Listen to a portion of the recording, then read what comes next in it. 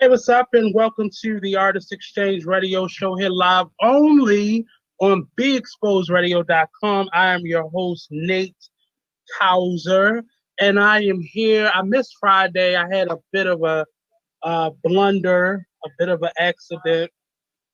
Oh, let me turn this down. I have a bit of an accident. I hurt my foot, my ankle really, but I felt like part of my foot was swollen with it.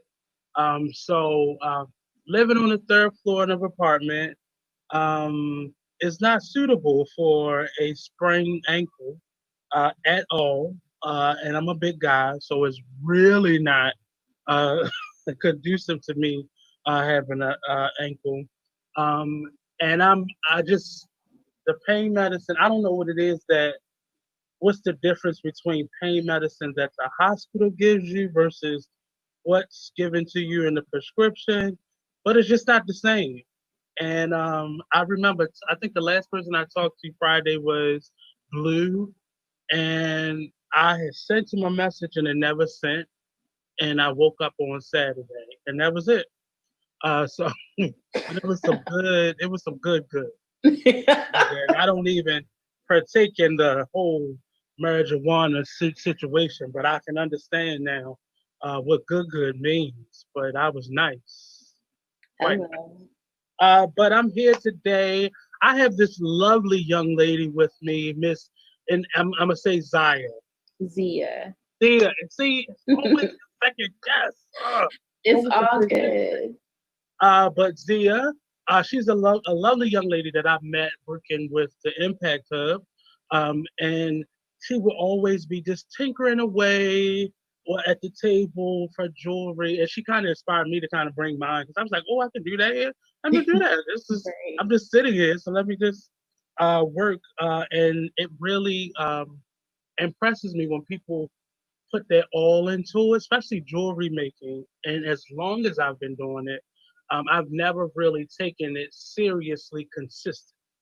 Now, people don't realize jewelry and making accessories and being a maker in general can pay your bills. It can afford you trips and allow you to be able to express yourself and be independent. Uh, but it also can eat away at your pockets. It can really drain your resources because ultimately what you're making, you're either eating off of that or putting it right back into buying supplies. And it's all about being sustainable and finding ways to still buy those trinkets from Michael's, but not give Michael's your whole paycheck on Friday. Okay. Okay. But also, and I went worse than Michael's. There used to be a jewelry supply shop down on Charles Street. I think it was called Bedazzle. Mhm. Bedazzle used to get me, and I lived a couple blocks from Bedazzle, and they would get me good. And those little baggies add up. Indeed, they do. You They get your add up. shipment and it's like, what is this? I spent Right. $127 on this. Well, this one little baggie. What's going on? And I used to go to the back wall where all the big stones and gone, Man. gone. Whole paycheck gone. But I brought this young lady on because we're in a space right now where we're dealing with buying black. And we both are jewelry designers. This young lady, she got a whole she's surpassed me in so many different ways. Cause I be just like making it at this, hey, you want to buy these earrings? But uh the idea of buying black, the importance of buying black, and the other side of buying black. The side that we don't like people to know about, the side that we don't like to talk about. But sometimes as business owners, we can be a little unprofessional. And I just posted a post actually that says, as entrepreneurs, we have to stop looking at what we think people have in their pockets and setting our value to that for that moment. And we've both done a lot of vending, and we often do that. So if we think a person got a couple more dollars, then we might up the price a little bit. If we think they don't, we kind of lower it a little bit just so we can get the sale Mhm. and hopefully make a profit. But we have to stop doing that. And I brought you on here today to just talk about some of the mistakes that we both made and how we've kind of learned our lesson and how we're growing with it. Because I've been doing it since I was 23, 22 at Copper. I started off buying jewelry from like Africa and wholesale places, and friends that I had that lived over there, they would send me stuff over. And I started taking it apart and remaking it and all those, and it got me to, now it's a registered business. But how did you first get into jewelry design? I started in 2013 Hmm. and it was under a totally different name. I was still doing the painting on wood and it was just a lot less sophisticated. It looked very crafty, if I have to say so myself. I still had customers. Um, I mean, it wasn't terrible, but it's just not work that I would be proud of today. Let me just say that. So, Well, we started from somewhere. yeah, My I stuff mean, was my stuff was falling off of people's ears. So don't. look, look, These broke. Can you fix this? my mom just like make sure, like I would send out an order, she would be like, make sure you reinforced it really good, like, and Hmm. my mom, you know how moms are, they're very like gentle and she gives me constructive criticism because she understands I'm sensitive, so she's like, she's not just blunt with it, like, this is breaking apart, you need to do better. My mom is, Yeah. nice and graceful with it, make sure you reinforce it really good. So, I'd like to tell people to start selling to people yeah, that that love you first. They'll absolutely. give you that feedback that you need before you ship something across seas, and then you get a PayPal notification that they Right. want their money back. Requesting the funds back, dispute the charge. Right. You know.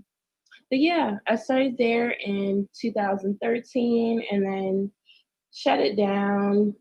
Was working, my 9 to 5, finishing school, teaching. And then I picked it back up in 2017 when it was just t shirts and earrings. And now I'm here. How has it financially been challenging to keep it up?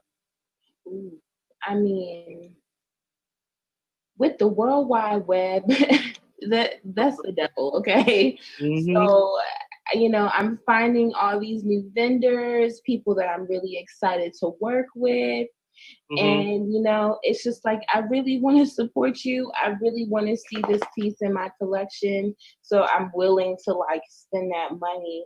And there Yeah. have been weeks where, months actually, where I'm not grocery shopping because I'm spending it on supplies because I want my collection to be better and I want it to look better. Hmm. So, I mean, it has been tough financially. Lately, there has been a bigger return on investment with this move to buy black. So it is Hmm. getting more lucrative now, especially with me diversifying my income or my inventory. I mean, I was shocked because of being in the pandemic. And I know because some certain things happened, people had a little bit more income and wasn't really spending it on outside stuff, so they had more time to go online. But I was shocked that I was getting the hits that I was getting, dude. I wasn't. I thought this was about to be a drought.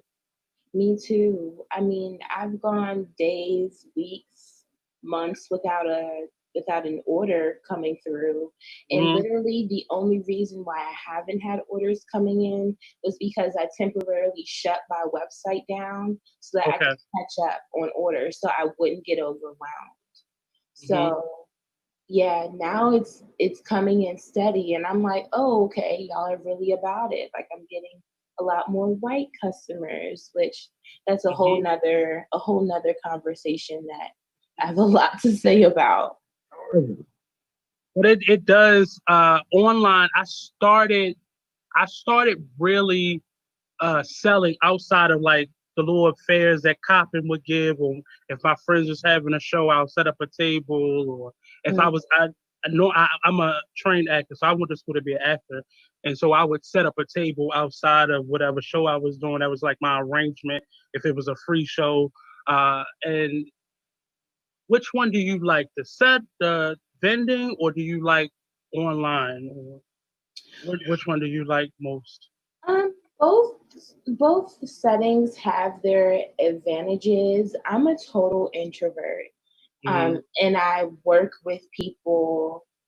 I'm in mental health full time, so I work with people directly, every day, all day almost. And it's not always a willing type of situation. Like I'm talking to you right now because I have to. Yes, I love what I do. To be like completely honest, I love what I do, but I really don't. If I had to choose, I wouldn't be talking to you right Hmm. now. So, when I go to vending situations, I'm kind of forced to be extroverted and I'm forced to, step into that salesperson role, which, is not really my favorite thing to do, if I'm going to be honest.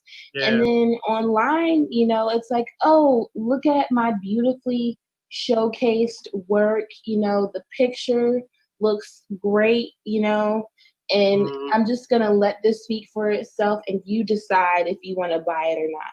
I'm not even seeing if you're looking at my website unless I'm in like my analytics app.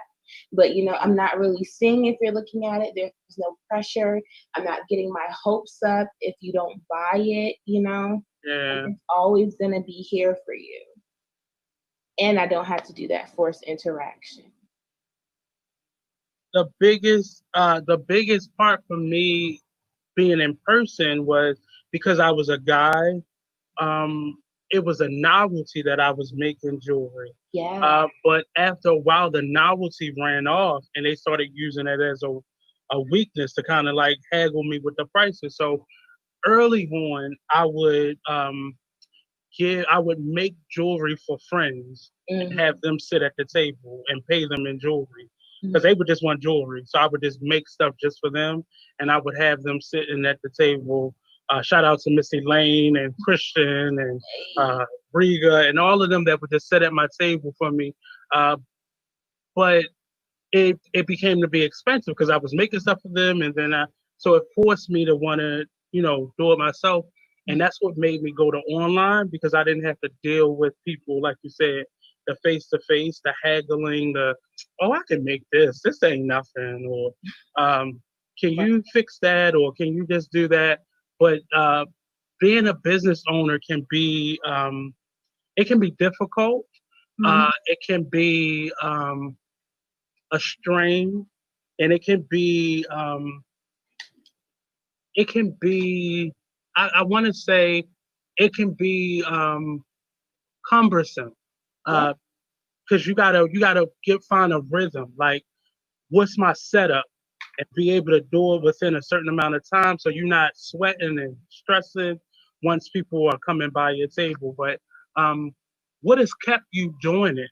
Because often people you'll see your friends or people around you that start making jewelry, and then one by one, whenever the trend falls off or the novelty falls off, they stop doing it. But what has kept you making jewelry this whole time?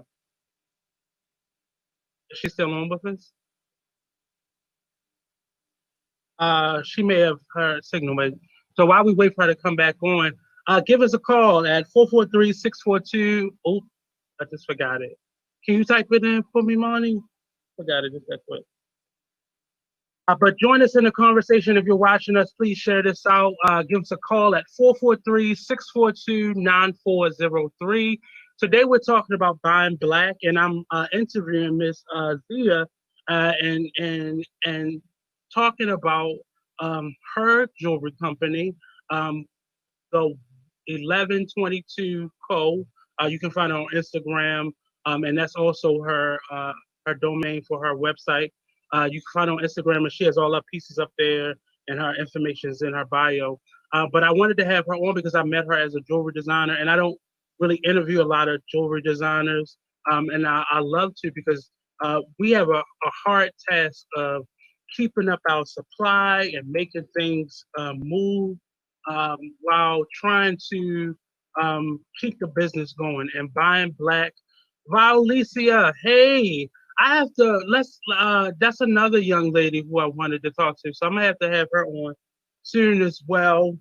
A fashionably chic tour, and I'm quite sure she's digitally giving you all the fashion as of right now. But during this pandemic, I've been forced to be more of an entrepreneur that I've been before.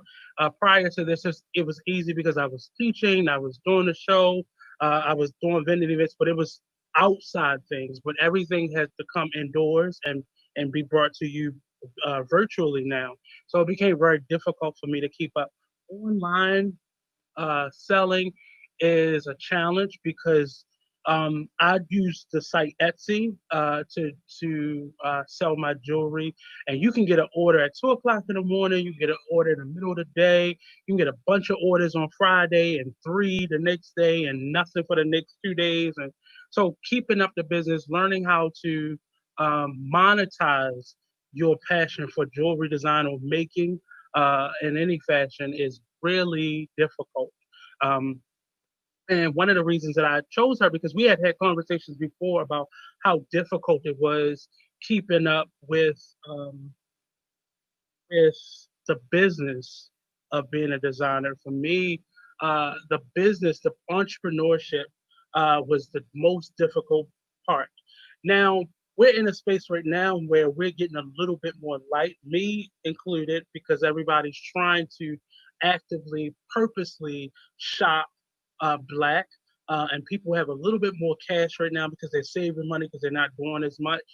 So people are spending more um, um, on impulse buys. So that's giving somebody like me who would normally right now be doing vending events or setting up and during events is giving me a lot more time to um, um, go online and kind of merchandise and display my work differently and create differently.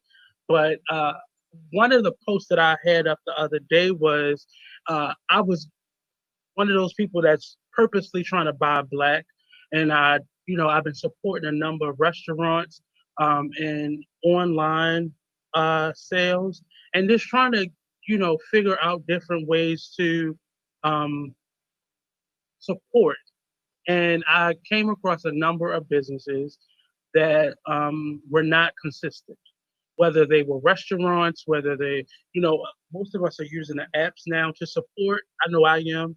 Um, uh, I was trying to actively support them, and a lot of them were using the app, say the restaurants, and they wasn't consistent. Like one day they would be here, or one day they wouldn't be here, or you'll send your order in and you won't get all the things back, and it was consistently happening.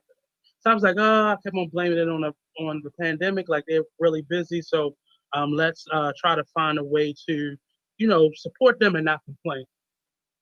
And then I would go online to some of people's websites and I would want to buy things or, some people's websites weren't up. Or if you go and like a couple people reached out to ask me, could I help support them by buying some of their merchandise? And they only go to up to a certain size or they didn't have all the sizes in. And I understand, right now everybody is, trying to play catch up and everybody's trying to support. So supplies may be low because people are it is taking longer to get things in the mail.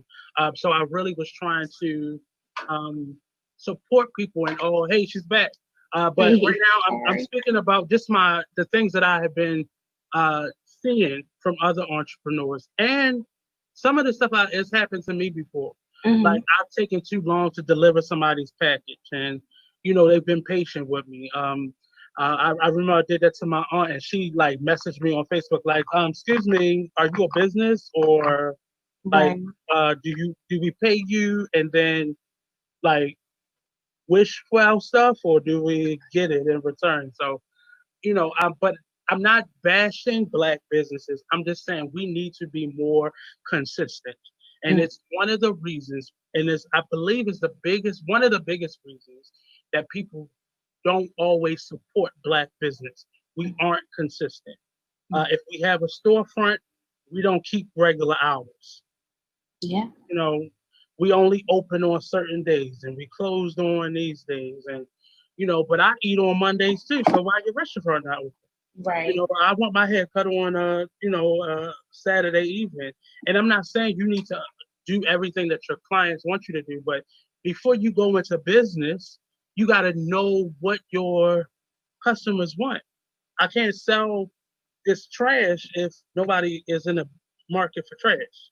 And I'm not calling out business trash, but I'm saying we have to be consistent. So, Abs- and you being an entrepreneur, what were some of the mistakes that you've made in the beginning or throughout this process?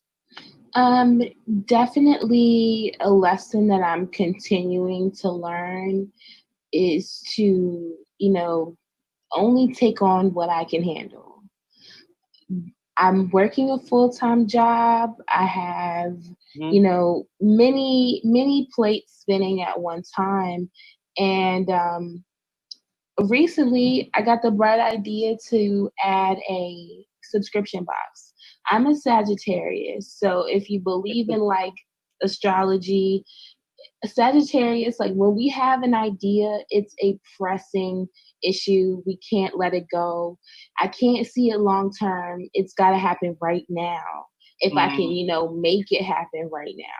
right. So I decided to take on this subscription box. And next thing I know, there's this whole movement to support Black businesses. And I have 20 subscription boxes that I had to fill myself, and these are completely customized boxes, like down to your preferences, scent preferences, what type of jewelry you like it is completely customized. So I'm like, wow, it's taking me 3 weeks to send out these boxes because I took on something that I couldn't really Oh, handle right wow. now, or that I didn't have the capacity to handle right now. Did they Luckily, communicate well? oh yeah, everyone Okay. was very understanding. They understood like, okay, it's a high volume of orders right now. She's the only one fulfilling, like literally, it is me fulfilling each and every order, creating every single item. So they understand that. They understand USPS has delayed shipping time because they're short staffed as well. So people were very understanding. If there was any frustration, I didn't know about it. Yeah. And that's a good thing because it's it's great for us to be understanding of, I don't like calling us small businesses, but independent businesses. Yeah. Um, but I think we should, and like you said, one of the things that one of the first mistakes that I made was going online. When I first started using Etsy, I did it in the middle of a blizzard. Mm, It was a blizzard that we had years ago here in Baltimore, mm, and we were in the house for a month. So people like right now were very bored in the house mm, and was just buying whatever they could. And I sold most of my stuff out. And mm, the thing that I did in the beginning is I said I'm only gonna make one of everything. And I mm. think we talked about this before, but I was like, I'm only gonna make one of everything. And that's kind of been my business model going out. And I would be selling stuff at vending events and online, and then you get that online sale and you like, I just sold that. Yeah. I just sold that. And you try Mhm. to make it. And for me, I use materials that I found or from vintage shops or cutting up stuff. Though it's not, you can't go back to that. And one time this lady ordered maybe 5 or 6 things that I had sold at a table. Mhm. I was like, she had ordered maybe like $200 worth of stuff. And I was like, can't tell her I don't have it. Crazy. You should have just said I don't Yeah. have those things. So I Mhm. tried to remake them. She wasn't satisfied with maybe one of them, and I ended up having to like refund that one thing, and I should have just told her the truth. And Mhm. again, I should have started small and had a limited amount of stuff on the website or separated what I sold online from what I sold at the table. But Yeah. now we have it where so if I sell something, I can go right to the app and market. But as then well. it wasn't as accessible to do that. Everything wasn't mobile at the time. But Right. how have you now learned, even up until now? You I know you won't do this subscription thing without hiring someone, but Listen, I have I have really modified the subscription boxes. So okay, I only opened it up to resubscribers for now. And then eventually, like later in the month, I'll open it up to new subscribers and I'll just keep switching like that. And it's only a limited number. So I turned the subscription option off because when I did the subscription option, it kind of made it like that it was an infinite quantity, and that's not what I'm trying to go for there. So I and we do that like, ooh, if I get 1,000 orders, not realizing you got to make those 1,000 orders. right, and it's like, dear God, I have these big dreams, but I have to also realize that I'm a human. I do get tired. I do Mhm. have days where I just don't feel like it. I'm not a machine. So, just having like positive self dialogue and trying to talk myself off the ledge a lot Yeah. often, almost every day, you know. And So, sometimes it's when you come to those roadblocks, it's time for you to step it up. mm, Most times we have to step back a little bit and mhm, reorganize, but that just recently happened to me. And in January, I was in a play, and I was in that play for the whole month, and mm, I was like, man, like this is gonna be. We had sold out dates already, and I was like, man, what if I had my table? But normally, the person who normally would come in for me, she was in the play with me. So I mhm, was like, I can't. So I had to suck it up and hire a couple people to do it. And it was like the payoff was great, but I would not have normally done that. I would have called on my trustee to mm, kind of come out and help me versus like I actually put an ad in the paper and on Facebook, like I needed help mhm, um, interviewing people, and I was so proud that I took the initiative, but it was still like, oh, I gotta pay somebody. Damn. Like, so I had to sell a certain amount. But how are you think you ready to kind of expand in that way yet, or are you? um, Probably not. I think the capacity I could handle right now is Mm, for, um, like when the vending events start back up again, I'll probably have like my little sister or my mm-hmm, mom at the table with me because there have certainly been times where like my table is getting a lot of attention and I'm like trying to develop personal connections with everybody, mm-hmm, but it's like, okay, move on. Like you have this line over here. mm-hmm. So, my partner is usually he's an artist as well. So he's usually like having a table at the same event I'm at and he's looking at me like and he'll tell me afterwards, like, look, you spent too much time talking to that one person. Y'all were over there kikiing and you missed, all of this. So it's so funny like to get his perspective, but Right. definitely I'll have to hire people for helping me with my vending table. I'm probably going to eventually have to hire out for like graphic design, just little odds and ends Mm-hmm. behind the scenes that I'm still doing myself. Like I don't really have time to run my Instagram. So you don't see me on Instagram because I'm literally busy over here doing something else. I think one of the things, and actually one of our listeners right now came in and said that Alicia said you could also outsource, like you said, bring in family, and my trusty Missy Lane always helps me out, uh, and or bring in a high schooler, and Mhm. that's what I did for the vending event. Oh, Two of yeah. my friends have daughters that were in high school, and I Mhm. asked both of them to come, and I kind of gave them a 1-2 training, and they was on it. She Yeah. also says she's training her daughter now as an assistant. Mhm. Thanks for sharing y'all business blues.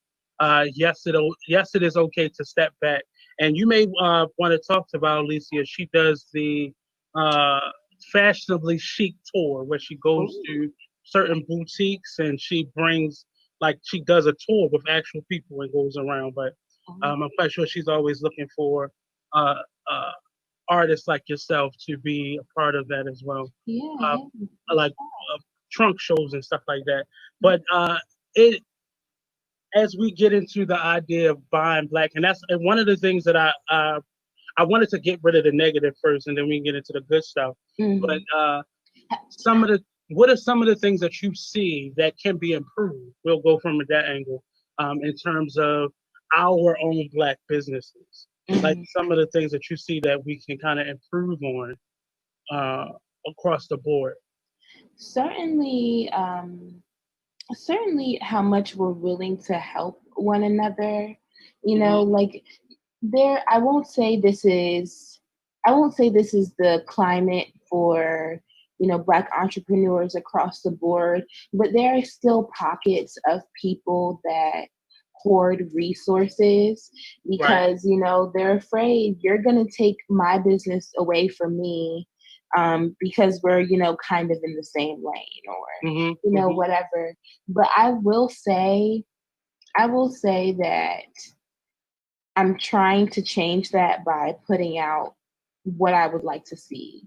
So Hmm. I am changing that paradigm by being more helpful, and being more willing to share advice and willing to share, this is what I'm, doing wrong. Don't do this, or this is what I Yeah. found really works for me. You might find that it works for you too. Just like that open dialogue. I do believe there is a beautiful camaraderie among Black women. And, I have my sister entrepreneurs and my accountability partners that have been absolutely wonderful, but Hmm. I'm still begging for a mentor right now, like a business mentor. I think it's hard right now where we are to find people willing to be mentors. Mhm. I think because business has changed so much that even the people who have been in it are now in a space of catching up to Yeah, where we are with technology. true. Right now, say like the pandemic, we were we are all on the same page. Things are kind of turning now a little bit, but right now, in the very beginning of this, up into the kind of like maybe a month ago, we were all on the same page. Mhm. Now like the bigger commercial artists are now catching on like, oh, we can just set up a Zoom and have a concert. But that Right. was local small businesses at independent businesses at that time. But we were all and are on the same platform right now. I see shows using the same software our station is using. I'm like, okay, we, Right. okay, but it's really showing us that I think in the I want to have a mentor, and it's kind of hard, but I think you're gonna have to find somebody who is not in your field Mhm. to that understands what you're doing. Maybe not understand why or what you're actually doing, but they can understand the business of what you're doing or the creativity, or you have a lot of spiritual elements in your work. So you may find it easier to have a spiritual mentor that can get you through it in that way. And I'm not saying you don't know these things, but that has Mhm. been That's a most good helpful idea. to me because I was trying to find a theater mentor, and Mhm. all of those mentors, it turned into almost a competition. Mhm. So they began to give me less and ask for more. Yeah. And it was so you may have to find a mentor that's outside of your spectrum to kind Mhm. of guide you a little bit because it's competition is easy to happen. It's easy for us to be competitive. It's Right. not very easy. And you and I think I was nervous at first to approach you when I saw you making jewelry because sometimes, and I'm a little bit older than you, sometimes the younger artists don't take support easily. Mhm. As young artists, and I know it was that way for me. We don't take the support because, like, what you want, like, Right.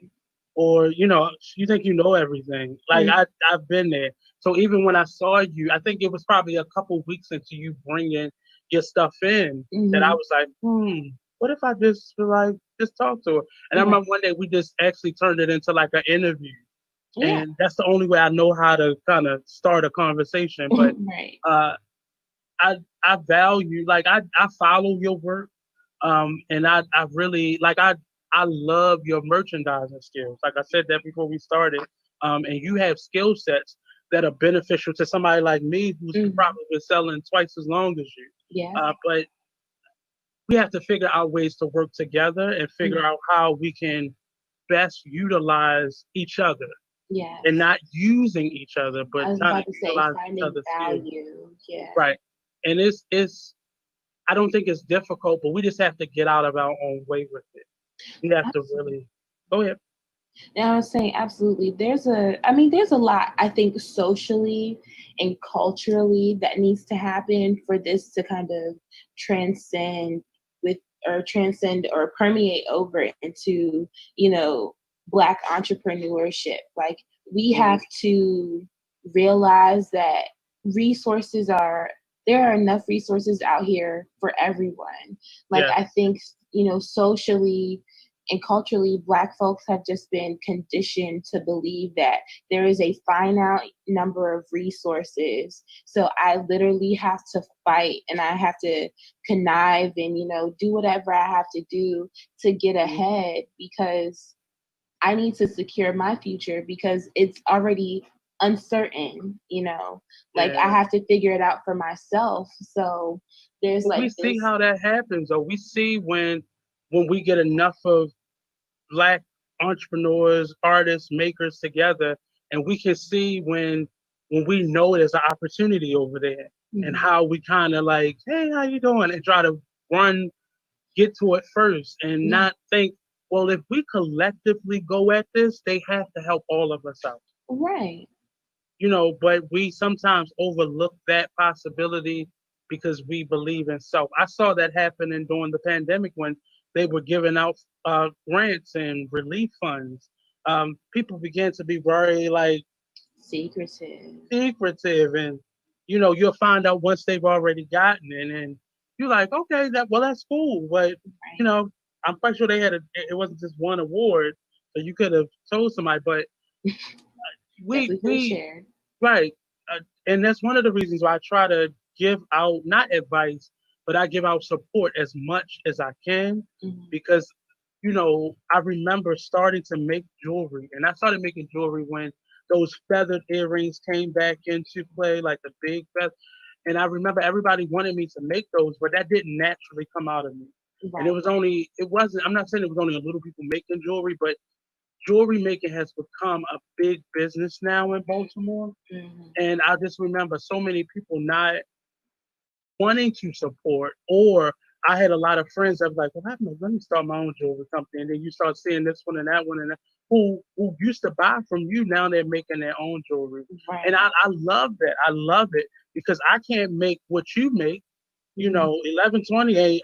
I don't, I watched you do it, and I still couldn't do it Mhm. myself, and vice versa. Right. While Alicia says, yes, that's awesome, making connections and working with those with the same craft. I think it strengthens us, and it only allows for more people to do it. Just like when we have vending events, most times we have a vending event and we don't get that many people to come, Mhm. and that's only because none of the makers invited anybody.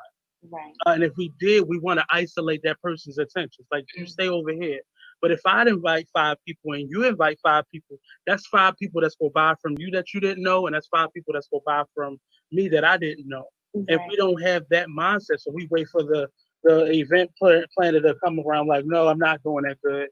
But you didn't invite anybody. So I, Yeah. I try to always invite people or do a live from the event or tag the event because I want people I know to come out so they can buy from you all, and then you all invite people and they come by, and it's reciprocal. But that's one of the problems that I see. We try to isolate people's attention, and um, I love how you've expanded your brand, but I would say to you, don't add too much yet until Mhm. you're able to one hire more people or Right. or bring on like a partner so you can have that help.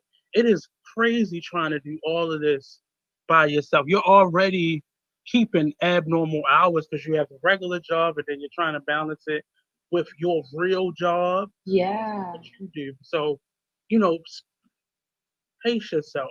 Pace yourself. It's easy to get kind of outside of yourself with it. Absolutely. I mean, that's always been me, taking too many credits in college. Had to go to the dean like, yes, I want to take 21 this semester. Like, Yeah. are you sure you want to do that? Yeah. Yes, let me show you. Just always doing too much. I'm extra. I know I'm extra. But But as long as you know it, planning for it. yeah. Like, especially with black women, I've always been amazed, especially as college students, the ability for you all to keep the balance. Mhm. And most of the guys dropping out because I gotta work. I can't do all this. Like, some gotta give. But us learning how to kind of prioritize our time, like with social media, I post one thing at least once a day on Instagram. Hmm. I have a couple different pages, so I've said to myself, okay, I'm gonna post one thing, and then if I have the time, I'll post something later on.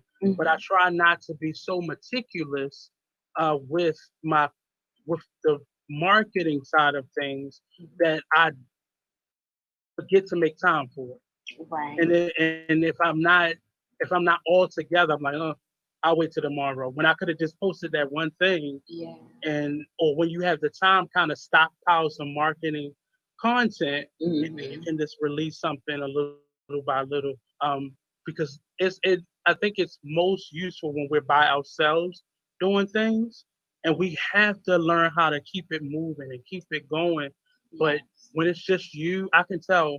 I know how hard it is. I can just imagine, and I see how much attention to detail you put into your stuff. Hmm. So you go burn out and you don't want to stop.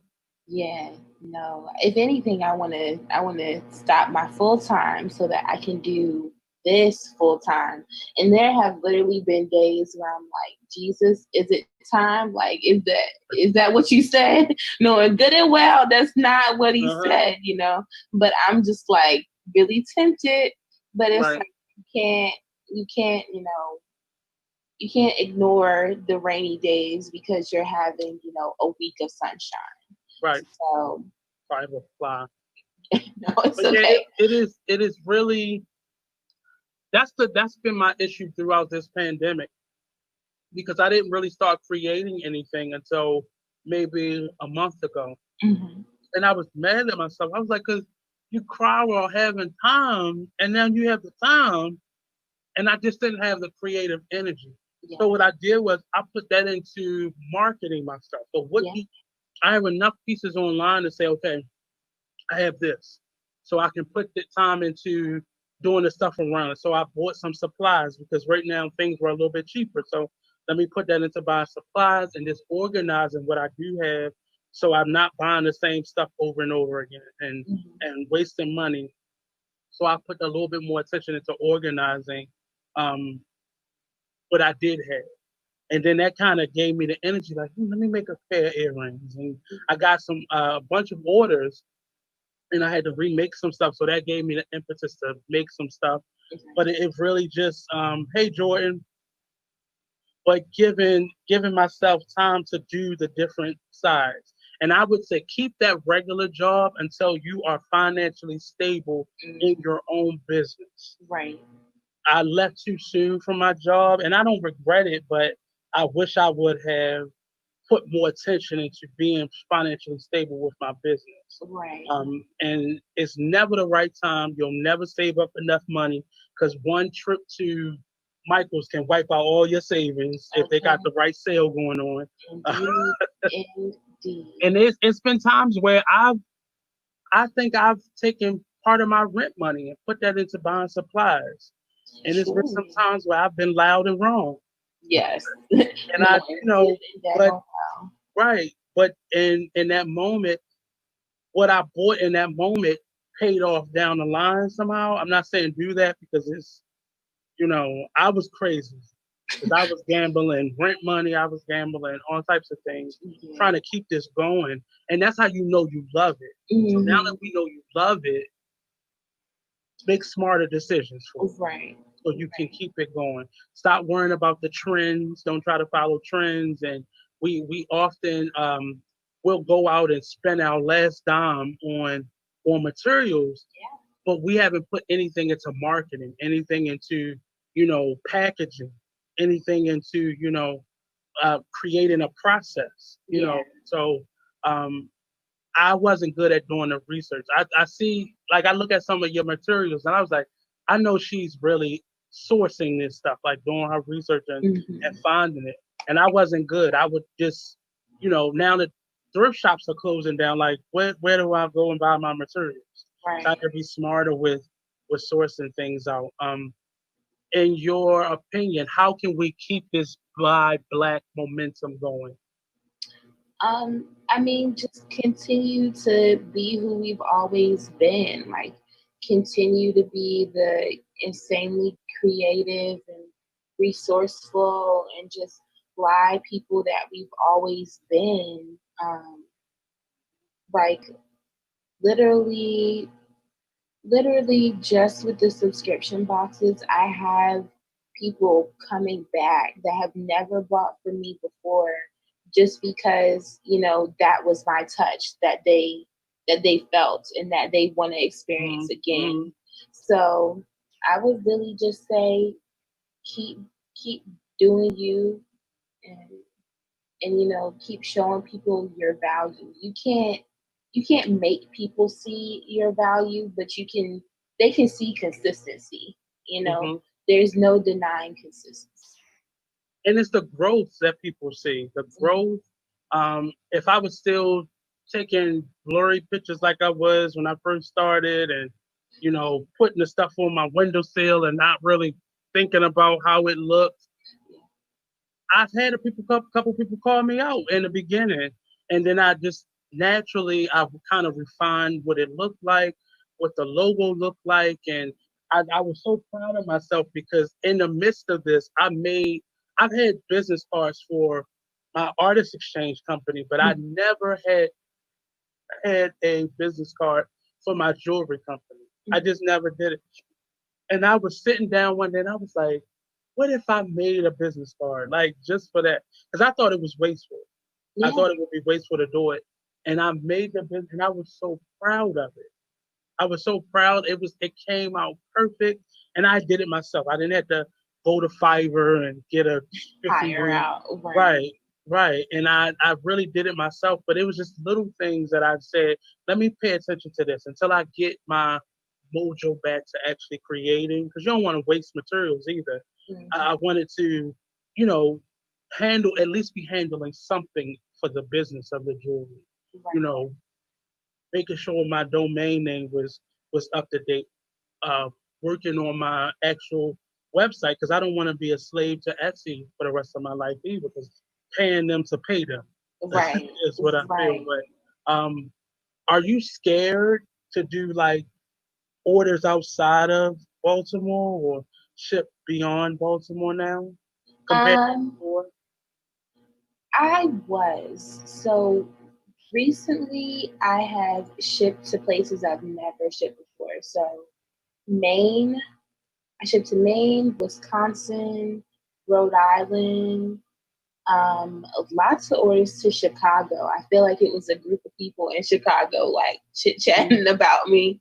And so, a bunch of people in Chicago. So people are watching. Yeah. And I'm You don't like, think they're watching, but well, they are. they definitely are. Literally, Nate, my followers went from, I remember asking for help to get to 700 followers one day. And then, like, 2 days later, I made it to like nine something. Now it's definitely plateaued because, the momentum is dying down. Like, Breonna Taylor, unfortunately, isn't even trending anymore. So, you know how sensationalized people can be. So, Hmm. now it's certainly plateaued, but it was just like that amount of growth Yeah. within some days. So, I mean, I'm ready. Like, I would love to at least be able to open up to Canada. I have to do the research on how I can ship out there. But I mean, shoot, I'm always open to shipping. I would say for international sales or sales outside of the United States, Hmm. it can be costly. Hmm. And the one thing that I think we often do is we just hike up our prices. Yeah. Um, and international buyers, like I have a couple people from the UK that buy because their money spends more over here. So Yeah. what they'll do is they'll buy a lot more stuff, Hmm. so they only have to pay that shipping for that one shipping. They Hmm. won't buy unique stuff. So figuring out how to do package deals, or if you buy this amount, then you'll get a free gift or something like that. Because the shipping is going to cost you regardless, Yeah. especially if you want to get a signature or you want to get insurance. It's going to cost you, and even with the flat rate boxes, it's still going to cost you to ship international. But try to offer them deals where they would want to buy more, Hmm. so the shipping makes more sense to them. Right. Um, uh, but I give out a lot of codes because the codes help them kind of bring down the shipping costs. Hmm. But if they buy more, I don't mind giving a couple dollars towards the shipping if they buy a certain amount of stuff. Right. So try to encourage people to buy more stuff. But I think one of the things I did was the hashtags help, Mhm. but joining those groups I think is most beneficial. And we don't put a lot of into doing the Facebook groups, Mhm. like the blogger groups, but it does. It really does help. Mhm. And people have started doing this thing was where they ask businesses to list their websites on a thread. Um, Join in that because you'd be surprised how many people will come back mhm. and support you because you have your own website. It makes it harder because you have to create that traffic Mhm. and maintain that traffic as well.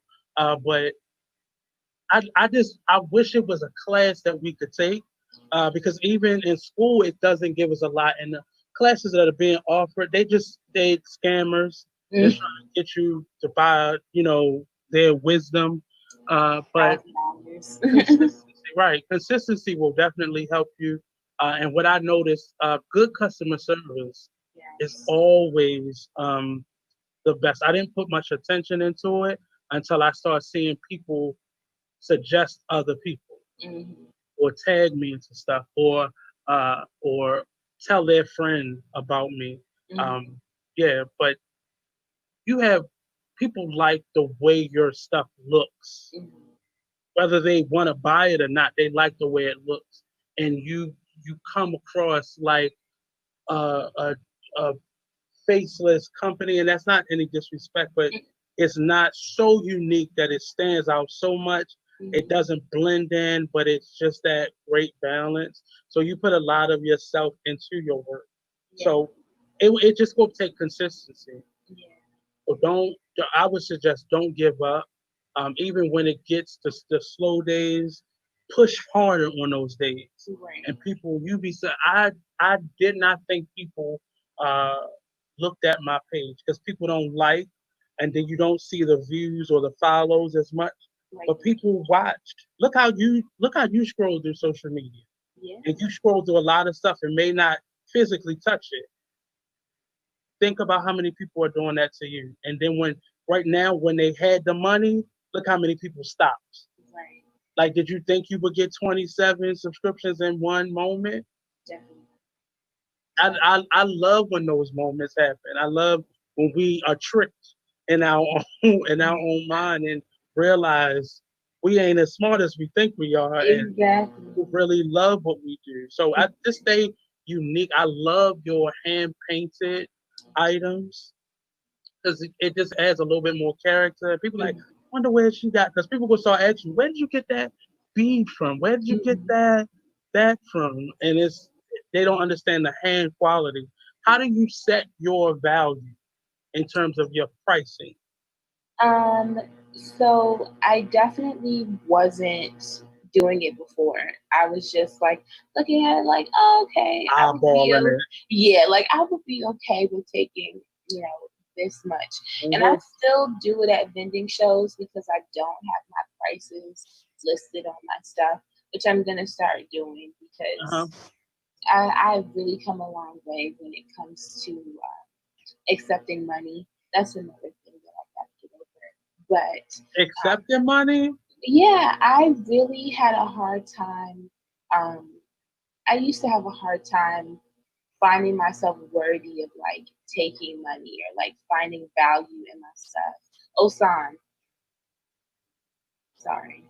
Um, but I had to find value in taking and I had to find value in my stuff. So I would sell it for like $8, $11, just kind of low Mm-hmm. quality. But now I have like a formula.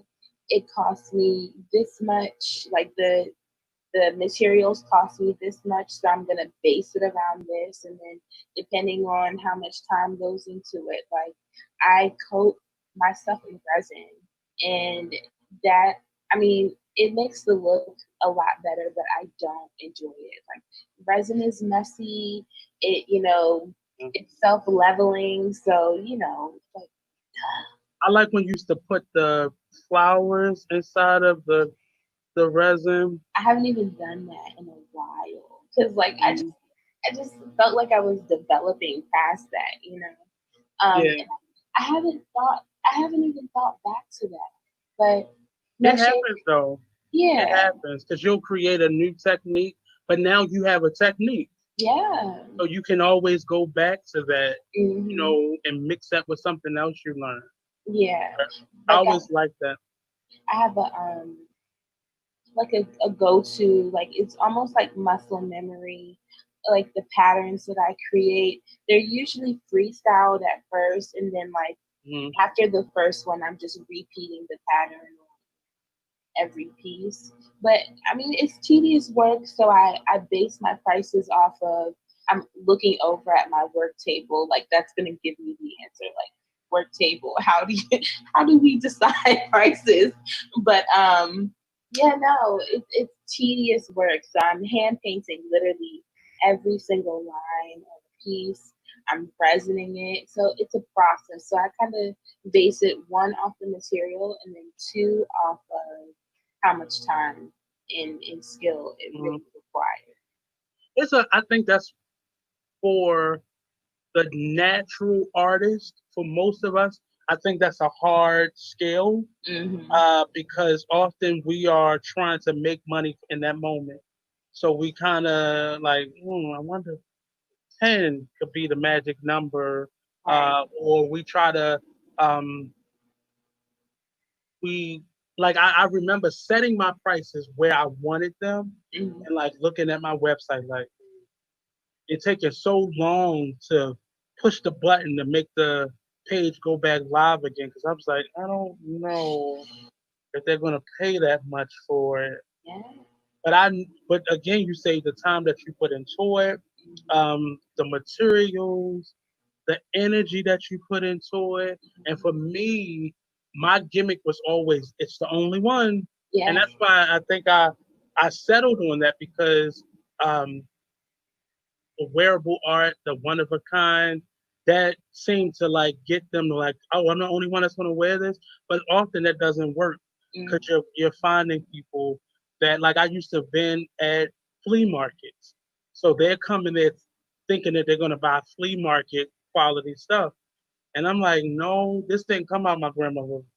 And I made this. Right. So Right. picking the right events to go to. I can't vend at those things. I sold, but mm, I didn't really sell as much as if I was at a Bob Black event or Yeah. one of those style events. But finding the right, I love vending events, but I always like somebody at my table. So finding that partner to go along with me. I'm actually in search right now of a, a maker partner that can make jewelry. Yeah. I love the idea of kind of mashing, um, skill sets, but again, you gotta patience stuff. You can't jump out there and do things because what if that person's not really the sharing type, and Right. what if they're not? But The uh, chemistry's got to be there. yes, yes, yes. Have you have you thought about working in collectives, or have you tried that before? Um, I haven't thought about it. I haven't tried it either. It's not Mm, something that I would be completely opposed to. It's just, finding the right people at the right time yeah. and, having the capacity to show up in the way that I need to for something like that. Are you, in terms of like what we're going through right now with the police brutality being in the midst of a pandemic, how does your work reflect like where we are right now? Mm. I mean, my inspiration has always been That's the word I was looking for. got you. My inspiration has always been Black people and, just across the entire diaspora, like not just Black American people, but especially like various tribes back on the continent, and their patterns and the colors that really speak to them and, inspire them. And I kind of put my own flavor on it, or I kind of, make a mashup of it. So it's always just my work has always just been a celebration of Blackness and that beauty of being unapologetically Black. I remember, you know, Mm, not really wanting to be seen or like not really wanting to stick out, but I really had no choice. yeah. I'm Black, I'm a woman, I'm plus size. So, I people gonna see me either kind of way. I do my hair all these kind of crazy colors. Like who I am innately is gonna draw attention. So that was really the inspiration behind my work was like, okay, let's highlight the beauty of being yourself and being an individual and taking up space. So let's make really attention grabbing pieces with you know interesting patterns that might not appeal to everybody, but when somebody sees it, they're gonna dig it. So Speaking of digging it, we mhm. have a sponsor right now, and that is actually Vashti Blue Jewelry. You can go Ooh. to www.vashti.bluejewelry, or you can go to Etsy.com and look up Vashti Blue Jewelry. Um, if you're looking for a affordable way, a responsible way, a great way to market and promote your jewelry, please go to www.bigexposedradio.com, or you can email us at info at bexposeradio.com. And as you can see right now, your ad will be up on our flyer. So definitely look at us as an affordable option to promoting your brand, your business, your upcoming virtual event, and all those great things. Again, that's Vashti Blue Jewelry, www.vashtabluejewelry.com. I normally have them up on my lovely wall, but I just finished doing a photo shoot. So if you go to the website, you'll see a brand new look in terms of an awesome mannequin, and I'll have the actual makeup artist that kind of redid the makeup on it, which is weird because who does makeup for a mannequin? She does, but I wanted her to look more ethnically like me. I wanted her to be of browner skin and not look just like a mannequin. But again, that's www.besthopbluejewelry.com. What had can you remember that first sale you made? Yeah. It was to my best friends when I had first launched my website, Mm, and it was like it was like people really see me. I think what more so spoke to me was the people that I was selling to that I didn't know. Like you kind of expect the people that you know to support you, but the people I didn't know, um, like the first one, I felt all of this pressure to like perform and mm, and really come through for them. just and create. yeah, like you really just had to. like this is it. This is the moment. Yeah. This is my American Idol. Mm, So that's really how I felt. But it was like, wow, people see value in the stuff that I'm doing. The things that I'm saying are making sense. It was like just a moment of validation. yeah. As soon as you get it, you're so excited, and then something kicks in like, oh God, I gotta send this out to the person. Yes. And then you're worried until you got confirmation that the person got it. And then you're worried that, oh my God, what if they don't like it?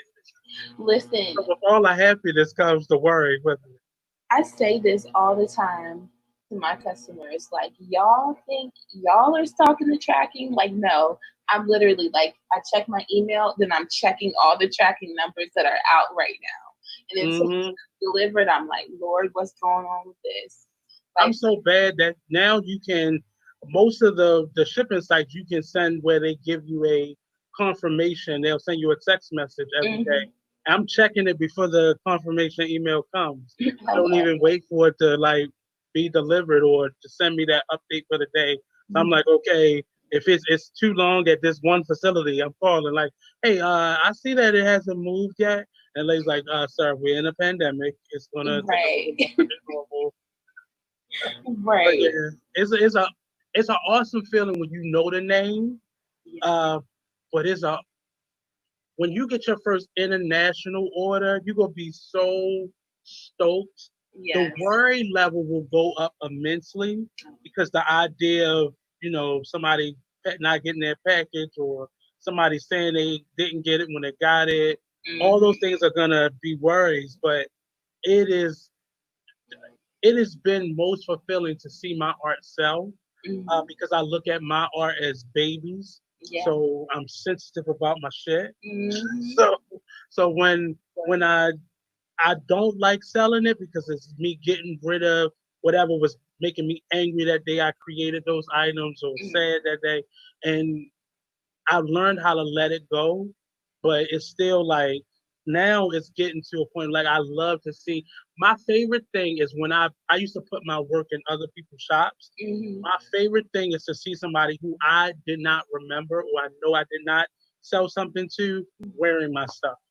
That happened to me at work, actually. One of the Hmm therapists at my job, I walked past her and I was like, those are my earrings. hmm And she was hmm like, what? Like, Yeah. these are mine. And I was like, no, I made those.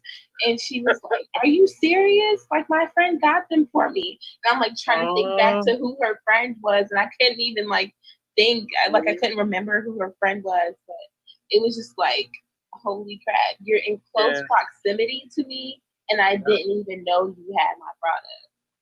I've had people buy my stuff and wear it in their music video, and then Mm-hmm. they'll tag me in the music video. Mm-hmm. I used to like a museum I worked at. I had my stuff in there, and this guy who I didn't even know who he was. He's like this big thing here in Baltimore. He wore like my earrings, and Mm-hmm.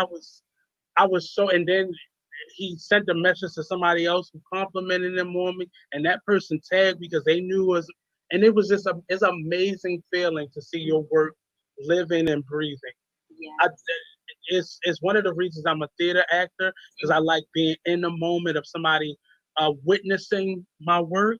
Mm-hmm. But definitely, it really I think Grindhouse, or it used to be called Grindhouse. It's where Flourish has their Yeah. location at now. Uh, Mm-hmm. I used to have my stuff when they first opened up, and so all of these women that I would see walking through Charles Village was wearing my stuff, and I was like, I was I was too hyped. But Yeah. it's something about seeing people with your work. Uh, how how do you work with support? How has your support system been in encouraging you to continue going? Oh man, um, they've been incredible. Like, literally just incredible. Always finding ways to work with me. Always like, promoting me when I didn't even ask to be promoted. Hmm Again, like, my besides my mom, my biggest supporter is my partner, and he'll like joke every now and then, like, well, you got that from me, or like, who really is influencing who here. And I'm like, Mm, okay, don't even do all that. But he's always like giving me that, nudge on the back when it's like, keep going. I know you're really tired, but you gotta keep pushing it. So yeah. I've had a beautiful support system of customers that have become friends. It's been really great. I'm so blessed. It is. I'm I'm happy in this moment that we created this buzz around independent business owners and entrepreneurs and more specifically black entrepreneurs, because I think it put the fire under a lot of us that was kind of like, this I'm gonna make it, but and I love how it has kind of unionize us in a way where we are having to send people around the cycle. And I want to see that more, where we're doing a lot more of those group messages where we're adding our information to it and tagging people. And I want to see this move beyond this pandemic. And I'm interested to see how that could work. Do you have any ideas of how we can keep this moving beyond this moment? I mean, definitely having a collective. If you do you know the Spice Suite in DC? It's like a Hmm. black owned spice shop. She has like a whole collective of black women owned businesses, and Hmm. they have like resources that they provide with each other or provide each other with. It's like a whole mentorship program type thing. And Hmm. I think it's absolutely beautiful. Seeing more of those would be a lot more helpful. In every order I'm writing, please continue to support black businesses. Like beyond this, when the flame has gone all the way out, like please continue to support black businesses. So literally just putting that position out there. Hmm.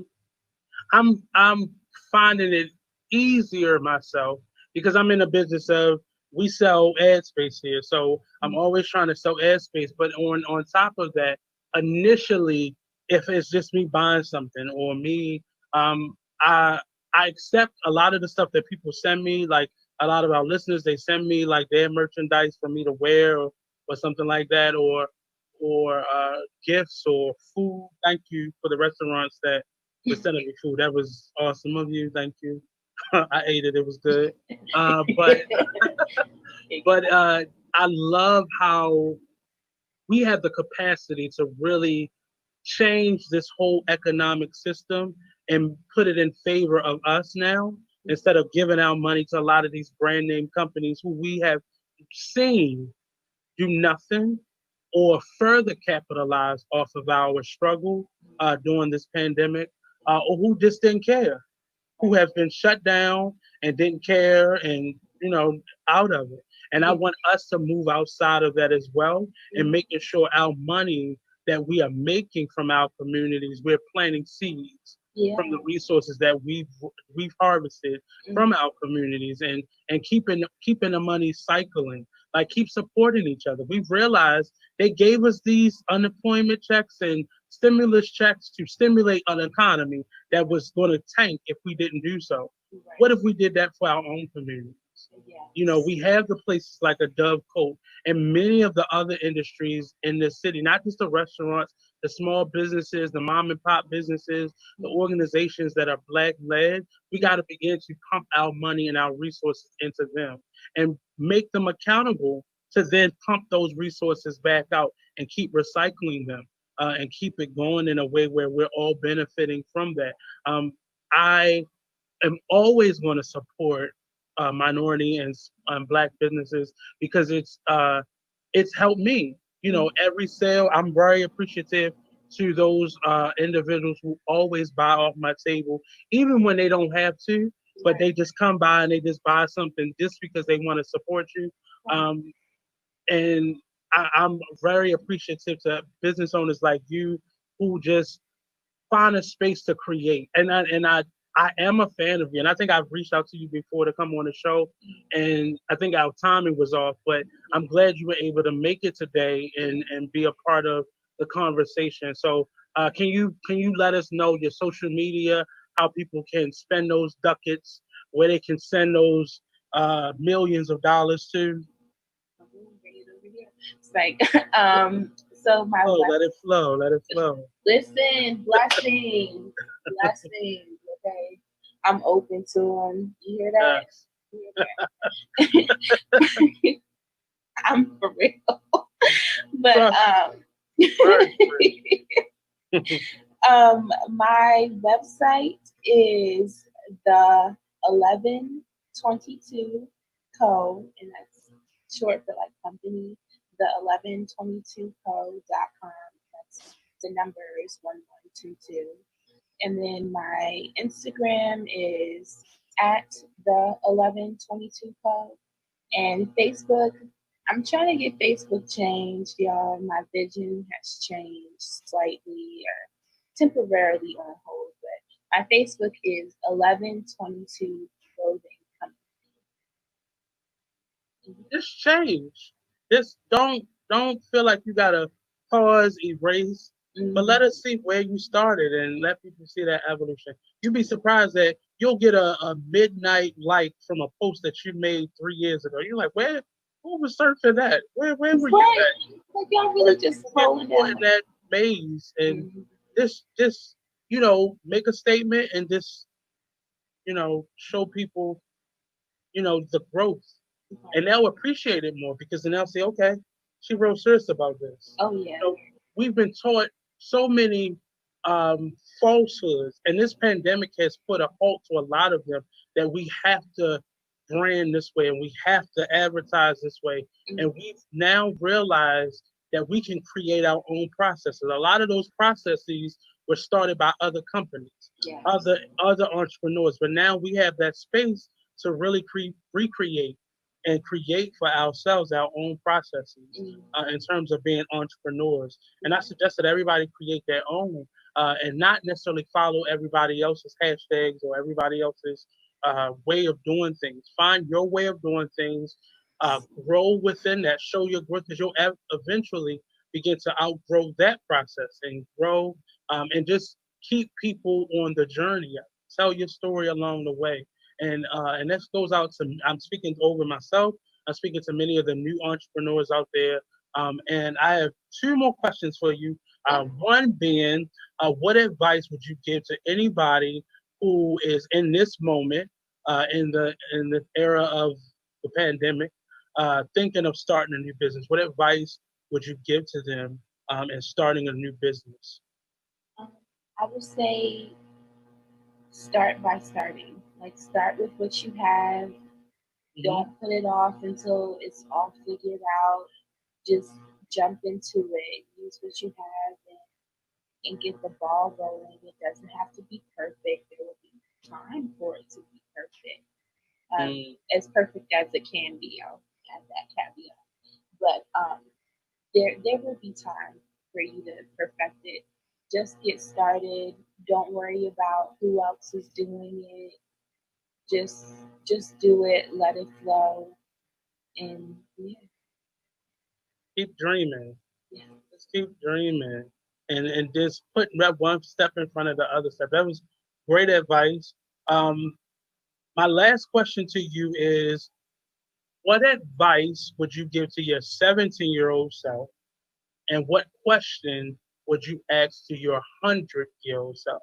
Now, the significance of the 17-year-old self is that was kind of the age that I see in myself and in many other people when the veil was lifted, when you no longer could kind of get over, and we had the somewhat of the verbiage to be able to express what we were able to see.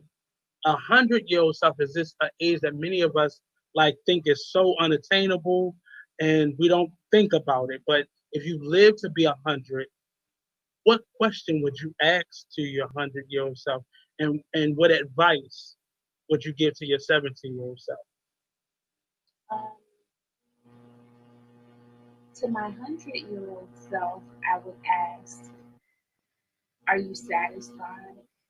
Mm, And to my 17-year-old self, I would say, "Stop compromising." Say that again. I don't think we heard you. I said to my 17-year-old self, I would say stop compromising. Stop compromising. It's interesting. I suggest that all artists follow up with these two questions, and or statement. Um, Follow up, because depending on where you are, like, examine the question that you ask your 100-year-old self today. That reflects where you are right now, because now you're seeking validation and you're trying to see where am I right now? Is that good enough? Mm-hmm. And in a year or a couple months or a couple years from now, ask that same question and see what that question would be and how it differs. The advice that you give to your 17-year-old self is normally what you're trying to clean up right now. And it kind of will give you a gauge of where you are in your growth, whatever you say to your 17-year-old self. So it's a question that I started asking that question because I started asking that self question to my own 17-year-old self. But I added the 100-year-old self just for balance to Mm-hmm. see where I wanted to go Yeah. and how content I was where I was. Mm-hmm. So I really appreciate you. Did you give us your website? Yeah. Again, it's the 1122co.com. And your Instagram is actually at the bottom of the screen. You can't see it on this one, but on Oh. Facebook screen you'll be able to see it. Um, Mm-hmm. I appreciate you. You are really a breath of fresh air. I love your this zen that you always have. And we didn't get a lot of time to be around each other, but the moments I did, I observed people a lot, and I observed just um, people don't realize you have a great green thumb as well. Oh. Yeah. She was like the plant whisperer I at at Impact Hub. We have a couple more minutes. Are you do you love plants that much, or are you just naturally good at I mean, them? it's hereditary. My On both sides, my family have either been farmers. I'm from the Eastern Shore, so you Mm, know we ain't got nothing but land and grass. time to to make it happen. So you I know, went down there one time, and when I say when it's night night, it's night night. okay, Go to sleep, okay, because ain't nothing out there but crickets and grass. literally in Trump supporters, but that's Yeah, another that's time. another topic. Another time. But I mean, it happens on both sides. And I just when I finally had my own place, I was like, what do I need to make this feel like home? And it was plants, and Mm, they are a reflection of me and how I'm feeling. Like I notice when I'm not giving myself, when I'm not watering myself, they're not doing well. mm-hmm. And it's like this quirky little relationship that we have. But I mean, I could talk about it all day, but I love them so much. Like it, I don't know what happened. Like it just, I brought them in, and it was like, okay, this is what you need. You put it somewhere, and it's like, I don't really like this area. Yeah. You move it somewhere There are difference because my mother was never able to grow flowers. else. She could those vine greeneries, they Hmm. would be literally the same plant would be all over our living room and Hmm. outside. And now her new home, she is like they're hanging, and it's like she created these boundaries on her porch with them. And is there a difference between growing flowers and growing greenery for you? Yeah. Well, I mean, technically, yes, because they like require different things. Certain plants do flower when they're like very with their conditions, but Mm, growing flowers, I mean, shoot, like there are some that are just really special that I'm just more committed to than mm, others. Like marigolds, I'm a little more like I care a little bit more about them than others. sunflowers. Like I really care about those because they have sentimental value. Hibiscus flowers. Like my dad grows hibiscus, back home. So it's like, this is what's familiar to me. I'm gonna try this too. Mm. Mm. So I want to end today with just an affirmation that you may have, or some wisdom that you may have that you want to share, or if it's something that you want to get off your chest. A lot of us have not been able to really express ourselves. Some of us are lucky because we have these types of platforms to be able to talk throughout the week, but a lot of us have not been able to truly just express ourselves. We've been keeping a lot in, and I think it was beneficial for a lot of us to be still, even though a lot of us have not been able to do that. We was dying to get on planes and go to cookouts and crabs and such.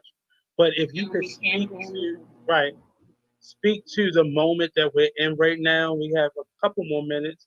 Can you give your advice or your words of wisdom or your thoughts or your feelings or your emotions really on Mhm. where we are right now? Um, I will say that where we are right now is quite challenging, and there's a lot of dissonance. Like we want to be one way, but the reality is that this is something else. So there's lots of frustration, lots of emotions, and I would just say to folks, just feel it all. And there's really no wrong way to be right now.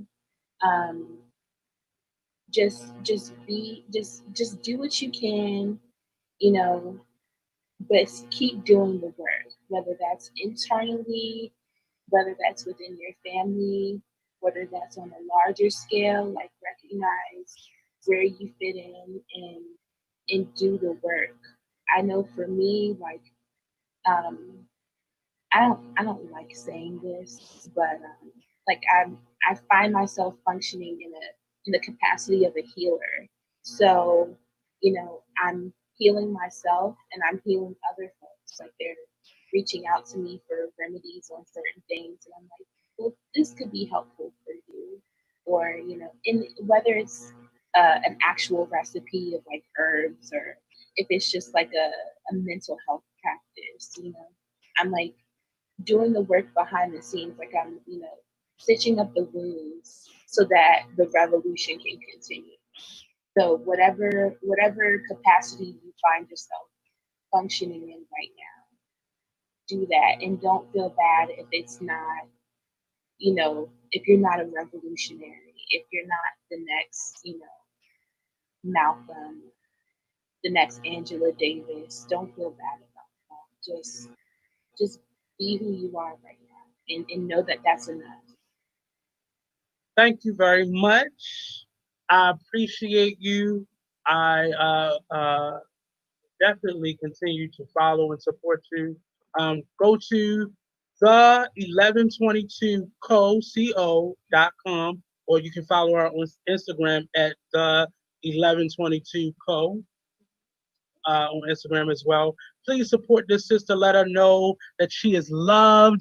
And next up, it is the Talk Lately show tomorrow at 7 p.m. Don't forget, Vash Top Blue Jewelry, www.vashtopbluejewelry.com.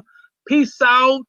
And don't forget, if you have a show idea, if you want a new show, if you have a show, you're looking for a new home, you confused, you got an idea, you want to start, info@bigexposeradio.com. In the subject line, say, Nate, I want a show, and you'll get one. Peace out. Thank you. Thanks Appreciate you for coming, young lady. for This having me, is Nate. you. Thank you so Great. much. Blessings to Peace you. out, everybody. You too. Bye.